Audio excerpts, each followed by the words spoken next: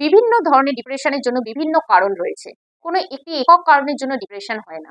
অনেক ধরনের ডিপ্রেশন যাকে আমরা প্রতিদিন প্রতিনিয়ত ফেস করে চলি, কিন্তু ইগনোর করি, তাকে গুরুত্ব দিই না, যা ধীরে ধীরে মেজর ডিপ্রেশনের দিকে টার্ন নিতে পারে। তার মধ্যে একটি হলো পোস্টপার্টাম ডিপ্রেশন।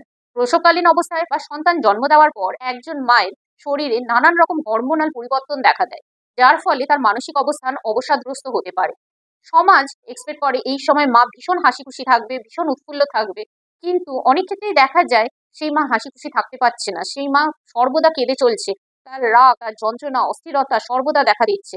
কিন্তু সমাজ এক্সপেক্ট করে এই সময় মাকে উৎফুল্ল থাকতেই হবে, আর যদি না থাকে তাহলে সেই মাকে দোষারোপ করা হয়। এক্ষেত্রে সাইকোলজিস্ট বা কাউন্সিলরের হেল্প নেওয়ার প্রয়োজন থাকতে পারে, কিন্তু সমাজ বলে এটা এমন কি ব্যাপার, এ তো স্বাভাবিক ব্যাপার। এই পরিস্থিতিকে ইগনোর করি, তা কিন্তু ধীরে ধীরে পরবর্তী পর্যায়ে আরো বড় ধরনের গুরুতর রোগের দিকে নিয়ে যেতে পারে। হ্যাঁ, যারা যারা স্টুডেন্টস আছো, সাইকোলজি নিয়ে পড়তে চাও বা ডাব্লিউবিসিএস অপশনাল সাবজেক্ট সাইকোলজি নিতে চাও, জানতে চাও কিভাবে আমাদের পারসেপশন কাজ করে, কিভাবে আমাদের ইমোশন তৈরি হয়, কিভাবে আমাদের থট প্রসেস তৈরি হয়, এবং আমাদের অতীতের ট্রমাগুলো তার এফেক্ট প্রেজেন্ট এবং ফিউচারে পড়ে কিনা, যার কারণবশত নানান রকম ফিজিক্যাল এবং মেন্টাল হেলথ ইস্যুস তৈরি হয়।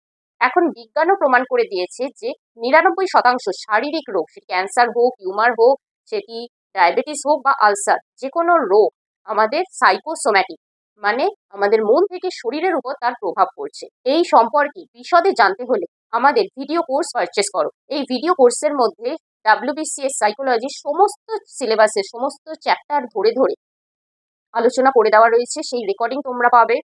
এর সাথে তোমরা বেঙ্গলি এবং ইংলিশে পিডিএফ নোটস পেয়ে যাবে। এছাড়া কেউ যদি আমার সাথে লাইভ ক্লাস অ্যাটেন্ড করতে চাও, তাহলে সেক্ষেত্রেও ক্লাস রেকর্ডিং পাবে এবং পিডিএফ নোটস তোমাদের কাছে চলে আসবে। তোমরা কেউ যদি লাইভ ক্লাস অ্যাটেন্ড করতে চাও এবং পারচেস করতে চাও ভিডিও কোর্স, সেক্ষেত্রে এখানে যে কন্ট্যাক্ট নাম্বারটি দেওয়া রয়েছে সেই কন্ট্যাক্ট নাম্বারে যোগাযোগ করো।